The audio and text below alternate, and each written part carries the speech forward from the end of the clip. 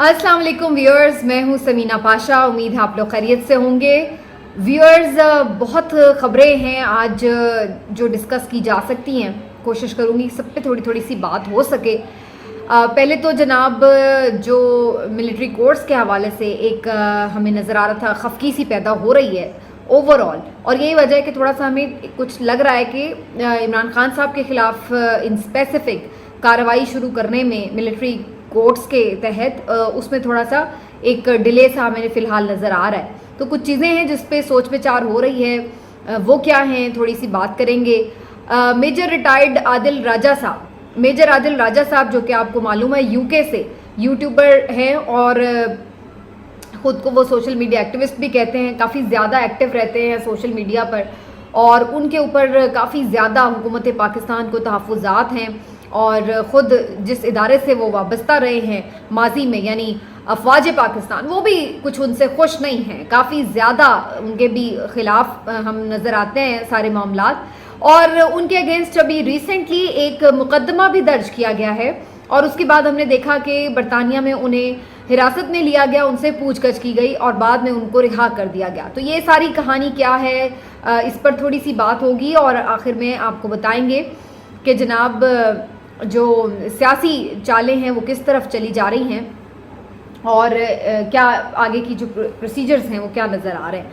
तो जनाब पहले आपसे रिक्वेस्ट है कि चैनल को प्लीज़ सब्सक्राइब कर लें और वीडियो को लाइक भी किया करें, शेयर भी किया करें। थोड़ा नेटवर्क इसका हमें अपनी फैमिली का बढ़ाना है, बड़ा ज़रूरी है, क्योंकि बहुत कम वॉइसेस हैं जो पाकिस्तान में बात कर रहे हैं किसी तरह भी के जो चीज़ें हो रही हैं, अगर वो कुछ गलत हो रहा है तो उसको पॉइंट आउट करने की कोशिश कर रही हैं।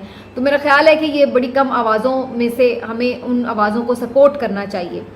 चलिए जी, ज़रा बात हो जाए क्या हुआ और क्या नहीं हुआ मिलिट्री कोर्ट्स के हवाले से। जैसे मैंने जिक्र किया पहले, तो इससे पहले मैंने आपको एक 2-4 दिन पहले शायद मैंने कोई वीडियो की थी जिसमें मैंने आपको ये बात बताई थी कि मिलिट्री कोर्ट्स में ट्रायल को क्यों प्रेफर किया जा रहा है और उसमें क्या तरीक़ाकार होता है और उस पर लोगों के तहफ़्फ़ुज़ात क्या होते हैं। तो वो आप डिटेल में देख सकते हैं, लेकिन रफली अगर मैं उसकी 2-3 चीज़ें आपको बता दूं फिर से, तो उसमें मैंने आपको बताया था कि मिलिट्री कोर्ट्स में जो चीज़ें हैं, जितनी प्रोसीडिंग हुई है वो सारी खुफिया ही होती है। तो उसमें कोई पता नहीं होता कि क्या हुआ, किस वकील ने क्या आर्ग्यूमेंट्स दिए, ओपन कार्रवाई नहीं होती जैसे हमारे यहाँ आम सिविलियन अदालतों में होती है। तो इसलिए काफ़ी शफाफियत पर सवाल उठते रहते हैं कि न जाने अंदर सही से इंसाफ हुआ या नहीं हुआ, सही से केस सुना गया या नहीं। स्पीडी ट्रायल होता है, बड़ी तेज़ी से फैसले सुनाए जाते हैं और फिर जितनी देर ये सारा मामला चल रहा होता है उस दौरान बेल भी नहीं आपकी हो पाती। तो इसमें काफ़ी सख्ती है मिलिट्री कोर्ट्स में, और इसी वजह से जो सिविलियन अदालतें हैं, सिविल जो इदारे हैं, और फिर इसके साथ साथ जो ख़ास तौर पर आपको इंसानी हुकूक़ के आलमी तंजीमें और इदारे नज़र आते हैं, वो इन सब के ख़िलाफ़ आवाज़ उठाते हैं। उनका ख्याल ये होता है कि, और जो सही होता है कि जो भी मुजरिम है उसको फेयर ट्रायल का हक मिलना चाहिए और उसके बाद ही उसको सज़ा सुनाई जानी चाहिए। अगरचे मिलिट्री कोर्ट से आप जो फैसला आता है उसको हाई कोर्ट्स में अपील कर सकते हैं, लेकिन अगेन ये स्पेशल कोर्ट्स बनाना और इसके ऊपर सारी ट्रायल करना, और वो भी सिविलियंस का, इस पर काफ़ी ज़्यादा सबके तहफ़्फ़ुज़ात हमेशा होते हैं। और अभी मैं कल ही वीडियो में बात करी थी रज़ा रबानी साहब के हवाले से भी कि जनाब वो भी खामोश हैं। पहले जब फ़ौजी अदालतें बनी थी तो उन्हें बड़ा गम और गुस्सा आया था और उन्होंने बड़ा उसका रोते हुए उन कोर्ट्स के हक़ में फ़ैसले किए थे या वोट दिए थे। तो फाइनली उनकी तरफ से आज एक वॉइस उन्होंने बुलंद की है, जो कि अच्छी बात है, अप्रिशिएटेबल है। उन्होंने कहा है कि जी हम इनको ना पहले कभी सपोर्ट करते थे ना हमें अब करना चाहिए, और टाइमली इलेक्शन होने चाहिए, और अगर हम ये समझते हैं कि कोई अनड्यू तरीके से किसी के साथ इनजस्टिस किया जा रहा है तो ये गलत है। और फिर उन्होंने ये भी बात की कि जनाब ये टेस्ट ट्यूब जो पॉलिटिकल पार्टीज़ हैं ये नहीं बननी चाहिए।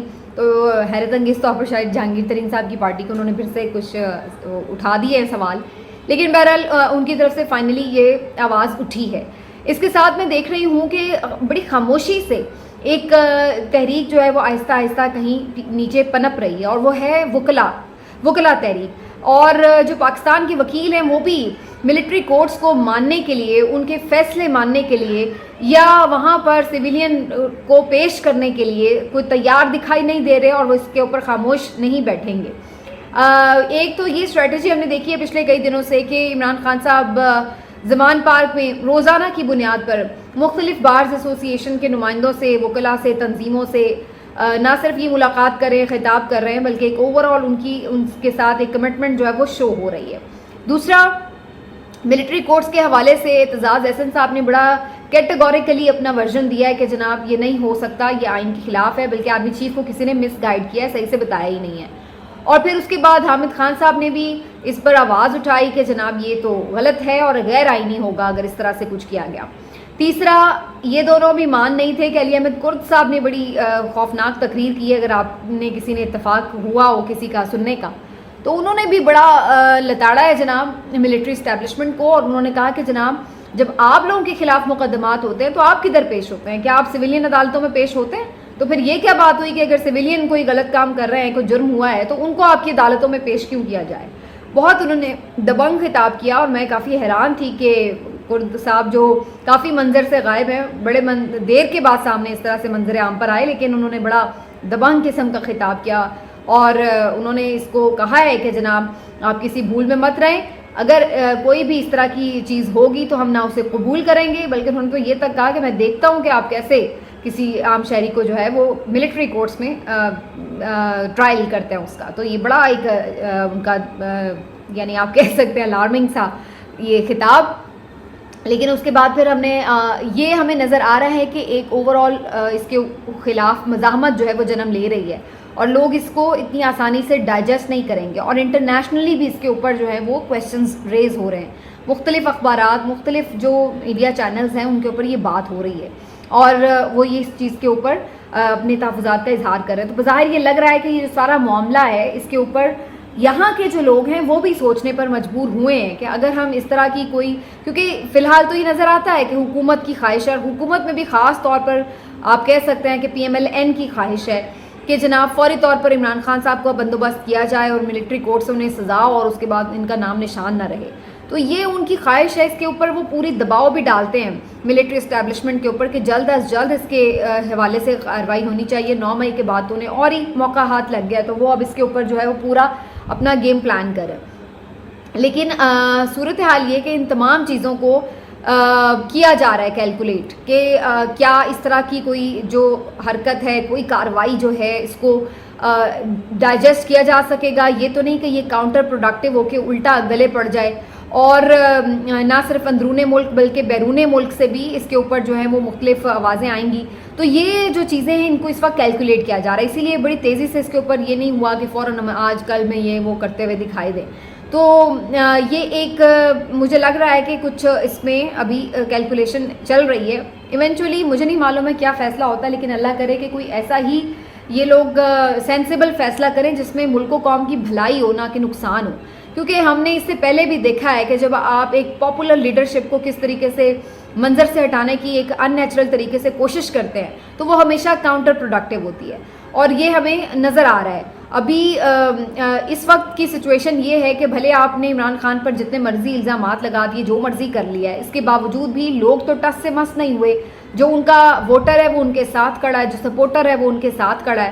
کچھ خاموش ہو گئے ہیں، کچھ ڈر گئے ہیں، اور کچھ بیچارے سزائیں بھگت رہے ہیں، جیلوں میں ہیں یا کہیں روپوش ہیں.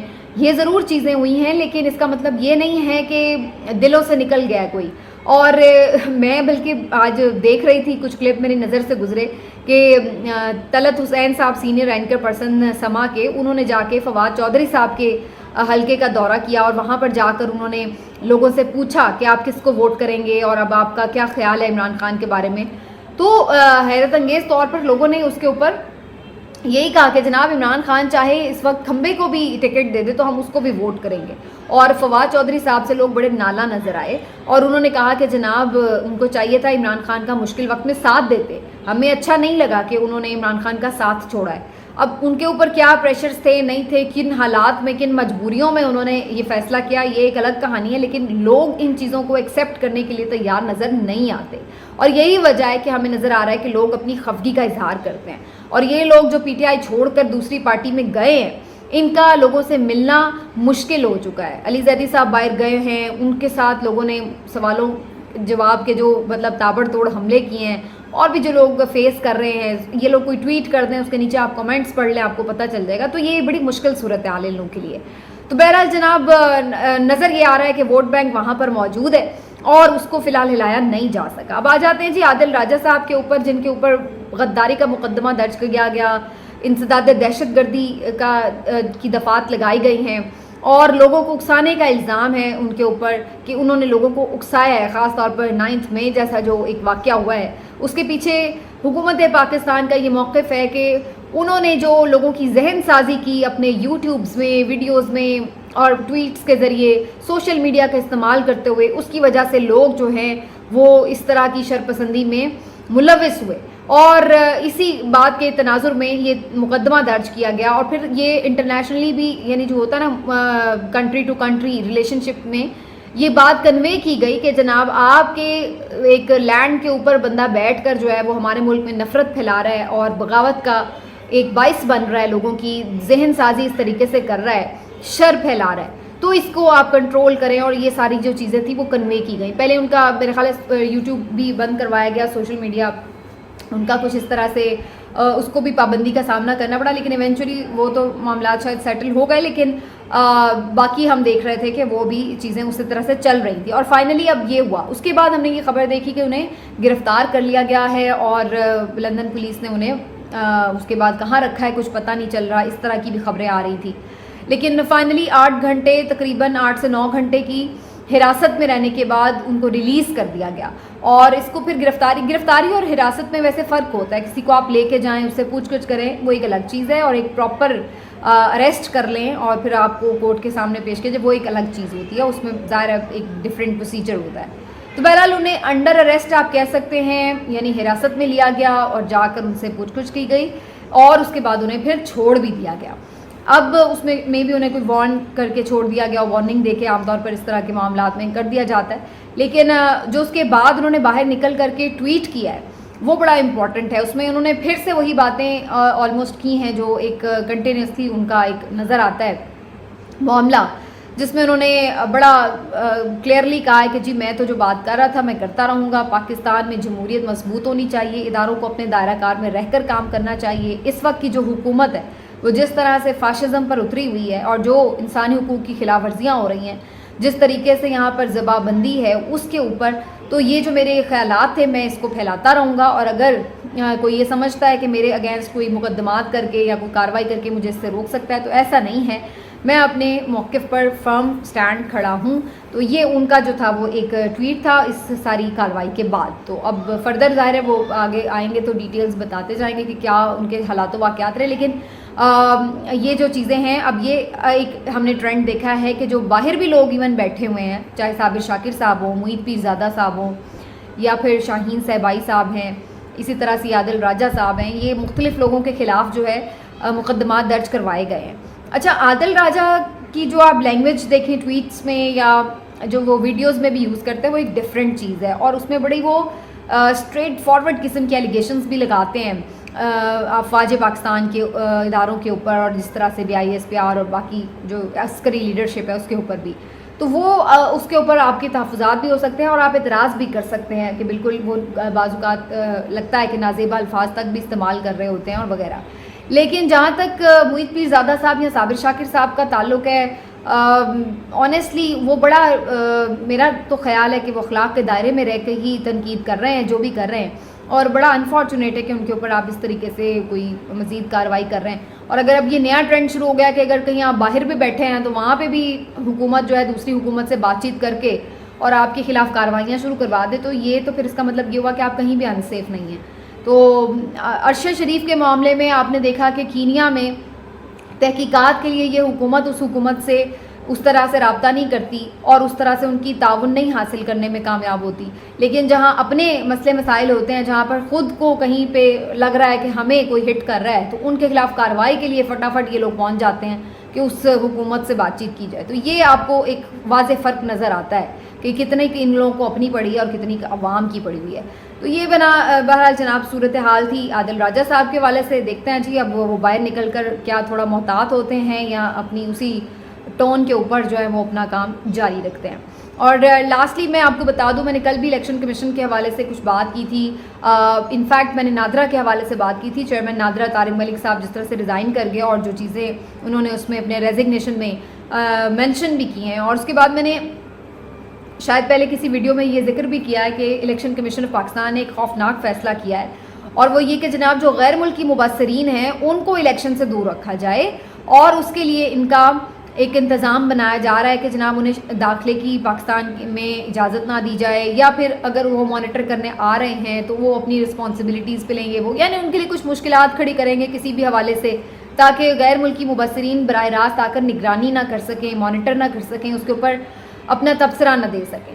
اور ایک طرف یعنی آپ یہ کہہ سکتے ہیں کہ جیسے ایک نیوٹرل امپائر ہوتے ہیں کہ جی ان کو تو کوئی فرق نہیں پڑتا نا کوئی بھی پارٹی جیت رہی ہے یا ہار رہی ہے, تو وہ نیوٹرل امپائر جو ہیں وہ آ کے اپنی اگر رائے دے رہے ہیں تو وہ تو بڑی امپورٹنٹ ہے کہ اگر وہ یہ کہتے ہیں کہ ہاں جی یہ الیکشن شفاف ہوئے ہیں یا اتنے % حد تک شفاف ہوئے ہیں یا نہیں ہوئے, لیکن ان کو آنے نہ دینا تو اس بات کے لیے خاص طور پر صاف صاف اشارہ ہے کہ اس کا مطلب ہے کہ آپ کا پلان کچھ اور ہے. آپ سوچ رہے ہیں کہ کوئی بڑا آپ نے دھاندلا کرنا ہے الیکشن میں, اور اسی وجہ سے آپ چاہتے ہیں کہ کوئی اس پہ انگلی نہ اٹھا سکے, کیونکہ اپنے میڈیا کو اپنے لوگوں کو تو آپ آرام سے مینیج کر لیں گے, یا تو انہیں پیسے دے کے مینیج کر لیں گے یا انہیں ڈرا کے مینیج کر لیں گے, لیکن باہر کے لوگوں کو آپ ڈرا دھمکا نہیں سکتے. تو اس لیے آپ ان کی انٹری بند کر دیں تاکہ وہ یہ آبزرو ہی نہ کر سکیں سارا جو آپ کا الیکشن پروسیس ہے. تو ایک جانب آپ یہ کر رہے ہیں, دوسری طرف آپ چیئرمین نادرا جا رہے ہیں تو وہ ووٹر لسٹوں کی انڈیکیشن کر رہے ہیں. تو یہ کچھ لوگ تو یہ کہہ رہے ہیں کہ 10 لاکھ جعلی شناختی کارڈ بنانے کے لیے انہیں کہا گیا تھا, تو اس لیے بھی انہوں نے ریزائن کیا. تو اگر یہ سب کچھ ہو رہا ہے تو پھر آپ اندازہ لگا لیں کہ ملک میں کس قسم کا الیکشن کروانے کی جو ہے وہ تیاری ہو رہی ہے. اس پر جی نظر رکھیں گے. آپ سے اگلے ویلاگ میں بات کرتے ہیں مزید. اپنا خیال رکھیے. اللہ حافظ.